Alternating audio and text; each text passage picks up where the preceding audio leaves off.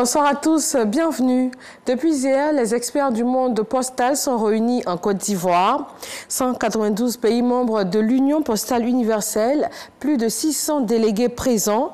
Le Premier ministre malien à Abidjan pour cette rencontre internationale a été reçu par son homologue ivoirien. Avant cette rencontre des deux premiers ministres, le chef du gouvernement ivoirien, Patrick Achi, avait procédé au lancement du 27e congrès de l'Union postale universelle.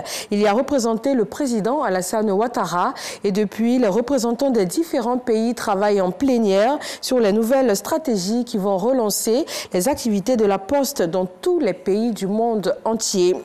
Et le Premier ministre Patrick Achi a également pris part au lancement officiel de la stratégie nationale 2021-2025 de sécurité routière. Le gouvernement met 5 milliards de francs CFA sur la table. Cette somme va précisément permettre la mise en œuvre de cette stratégie nationale. Dangui. Les témoignages de ces trois rescapés d'accidents de la circulation ont jeté un coup de froid sur le public au lancement officiel de la stratégie nationale 2021-2025 de sécurité routière.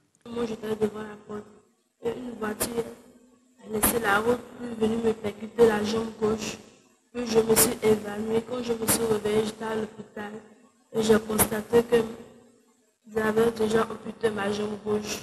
Ces accidents de la circulation touchent des personnes dont l'âge oscille entre 15 et 29 ans et ont atteint le seuil de l'inacceptable, selon les termes même du Premier ministre Patrick Achi, qui connaît les racines du mal. Le facteur humain représente à lui seul 92% des accidents. Parmi ces causes, les plus importantes sont le défaut de maîtrise des conducteurs, l'imprudence des conducteurs, l'imprudence des piétons, le stationnement dangereux et l'excès de vitesse.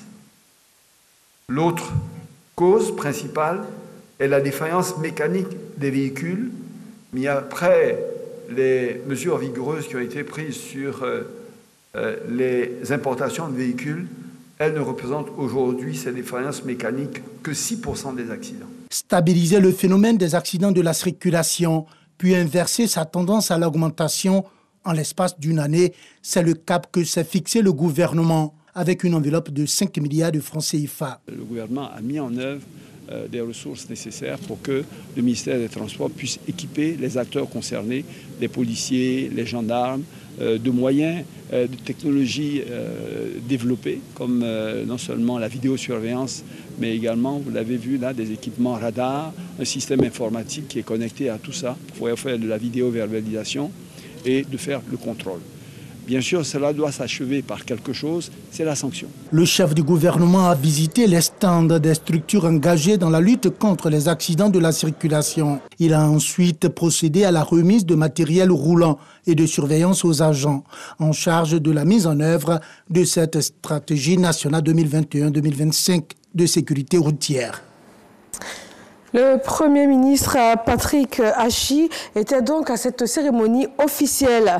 Et pour en parler dans le détail, le ministre des Transports, Amadou Koné, sera avec nous sur le plateau du 20h sur RTI 1 ce soir. Les ministres du Plan et du Développement et celui de la promotion de la jeunesse, de l'insertion des jeunes et du service civique ont conjointement animé une conférence de presse sur le 5e recensement général de la population. Ils ont annoncé un vaste recrutement de 40 000 jeunes pour des postes de personnel de recensement en vue de l'opération prévue du 1er au 21 novembre prochain. Dans l'actualité internationale, en Éthiopie, le Premier ministre a appelé ce mardi tous les Éthiopiens aptes et majeurs à rejoindre les forces armées, alors que le conflit au Tigré, qui dure depuis 9 mois, s'est étendu ces dernières semaines à 2 régions voisines du nord du pays.